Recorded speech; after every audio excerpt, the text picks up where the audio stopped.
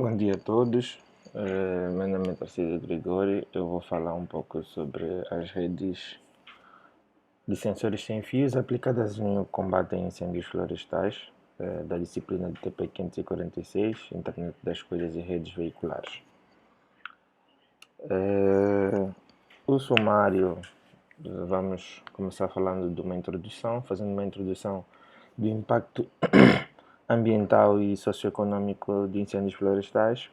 E vamos dar uma visão do que é incêndios florestais, depois vamos falar de rede de sensores, vamos falar também da implementação da proposta e em seguida vamos falar dos resultados e trabalhos futuros. Bom, é importante nós sabermos que as queimadas de incêndios florestais estão entre os principais problemas ambientais enfrentados pelo Brasil e pelo mundo também, assim como vamos conseguir perceber ao longo da apresentação. Por que aqui isso é um aspecto de grande importância ou de grande relevância? Porque as emissões de carbono e outros gases que são resultado dessas queimadas colocam o Brasil entre os principais responsáveis também pelo rápido aumento dos gases que causam efeito estufa no planeta, contribuindo assim também para grandes mudanças climáticas. Mas o que realmente são incêndios florestais? Incêndios florestais podemos definir como queimadas que ocorrem em vegetações ou florestas que geram grandes perdas ao meio ambiente e à sociedade. É de grande importância nós realçarmos ou entendermos que, na maioria dos casos, os efeitos causados por incêndios florestais são irreversíveis, ou seja, muito improvável que a vegetação ou mundo animal dessas florestas voltem ao seu estado normal. Recentemente nós tivemos o caso no Pantanal, em que temos ali algumas fotos de evidências. A restituição do meio ambiente, a restituição da fauna e a flora nesses lugares é praticamente impossível depois que ocorre um incêndio florestal, certo? Pontuando aqui alguns dados importantes, no Brasil, no período de 1983 a 1988, os incêndios florestais destruíram uma área de aproximadamente 201.062 hectares.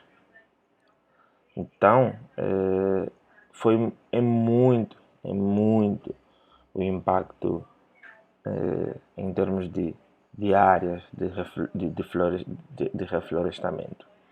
Ainda assim, também, outro aspecto de grande relevância é o que se perde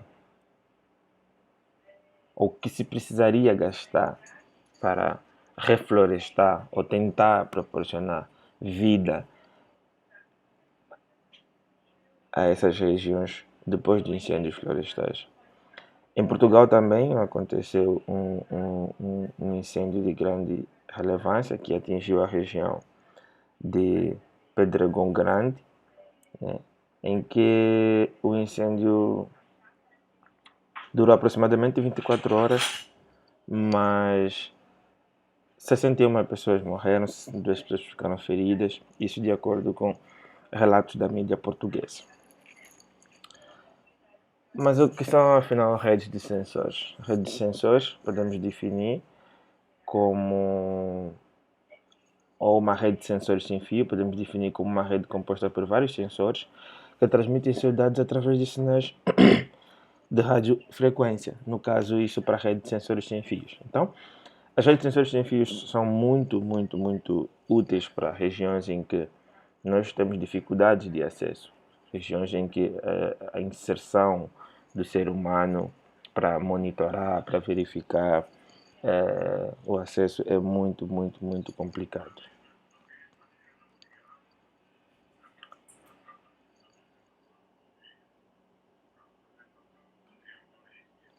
E no nosso caso específico, nós propusemos, ou melhor, ainda falando das redes de sensores, um elemento indispensável numa rede de sensor é o nó, ou seja, o dispositivo que tem a capacidade de fazer sensoramento, processamento e comunicação dos dados coletados, né? Os nós podem processar os dados localmente ou coordenadamente com vizinhos, né? E enviar esses dados coletados a uma estação de processamento. Essa estação de processamento vai interpretar, vai traduzir os dados a valores, a informações que fazem sentido para nós, né? Diferente das informações que os sensores coletam. Não que a informação seja diferente, mas uma tradução para que nós, como seres humanos, consigamos entender o que é que representa, o que é que significa esses dados coletados.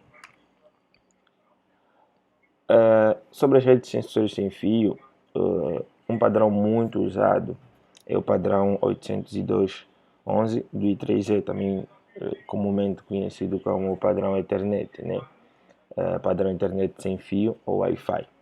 Esse padrão inicialmente foi proposto para taxas muito baixas em comparação ao que temos hoje, de 2 megabits por segundo. Hoje esse padrão pode chegar até 7 gigabits por segundo. Então é um padrão muito confiável, um padrão muito usado, é um padrão que proporciona muita confiança.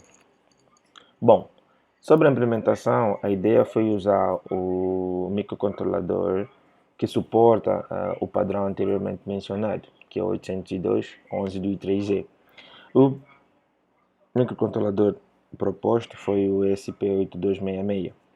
Esse ESP8266 é um controlador que nos proporciona comunicação Wi-Fi, em que custo-benefício ele é um dos melhores no momento, né? Então temos aqui a representação do ESP8266, o ESP8266 é esse sensor, temos ali os pinos de alimentação, os pinos de entrada de dados, os pinos de saída de dados. Também usamos um outro sensor de temperatura e umidade, que é o DHT11, também muito conhecido para implementações de testes, implementações de visualização das variações de temperatura e umidade de um determinado local. É um dos sensores mais usados para esse fim. O outro sensor também que nós usamos foi o MQ2, que é um sensor de gás inflamável, ou um sensor de fumaça, como dizem, né? Como é que esse sensor funciona basicamente? Ele se concentra em detectar as concentrações de gases e combustíveis e fumaças no ar. Quando uma concentração de gás fica acima do nível que foi ajustado por um potenciômetro que é embutido no mesmo, há uma saída digital que fica no estado de alto.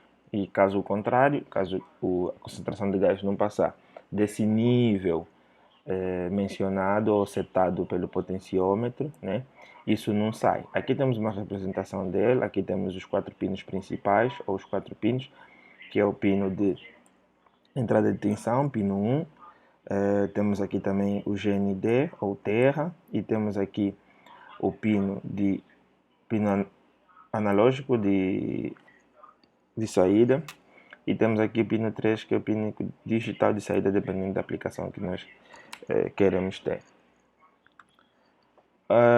Aqui vamos começar a falar da implementação, mais especificamente, que foi, temos aqui o MQ2 numa placa motoboard, ou uma placa de ensaio, e daqui nós temos o DHT11 e daqui temos o ESP8266, que está a ser alimentado por uma porta USB no momento, porque aqui vimos que não temos alimentação, e toda a alimentação desses outros sensores está nesse ESP8266, certo? Então o que acontece? Os dados são coletados a partir desses sensores, o DHT11 e o MQ2, e posteriormente esses dados são enviados para o Duit.io, Duit.io é uma plataforma que tem integração com SP, que permite a integração com o SP266 em forma de... Os dados são mais, por assim dizer, brutos ou 100% numéricos, né? Do Duit.io, nós colocamos esses dados no Freeboard. O Freeboard é uma aplicação, um site que permite visualizar os dados recebidos do Duit.io em forma de gráficos, né, como veremos posteriormente. Bom, os resultados. Então, o que acontece? A estação de trabalho seria como se fosse uma estação de visualização, um ponto de controle, né? Em que, de acordo com as informações obtidas nos sensores que eu mencionei no slide anterior, podemos tomar uma decisão se o nível de temperatura, o nível de umidade, o nível de, de fumaça, nós definirmos como alterado o suficiente para alarmar, né?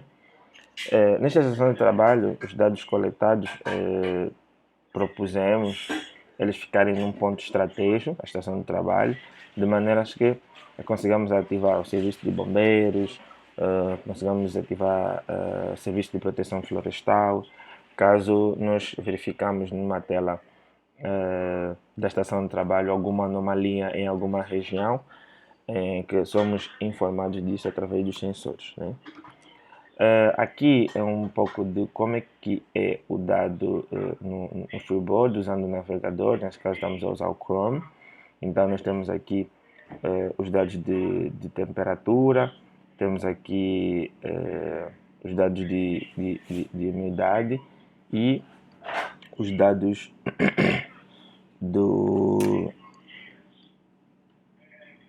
de fumaça, né?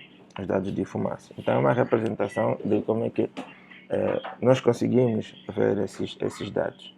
Aqui é os mesmos dados onde temos gás, umidade, índice de calor e temperatura provenientes dos sensores dos módulos mencionados anteriormente.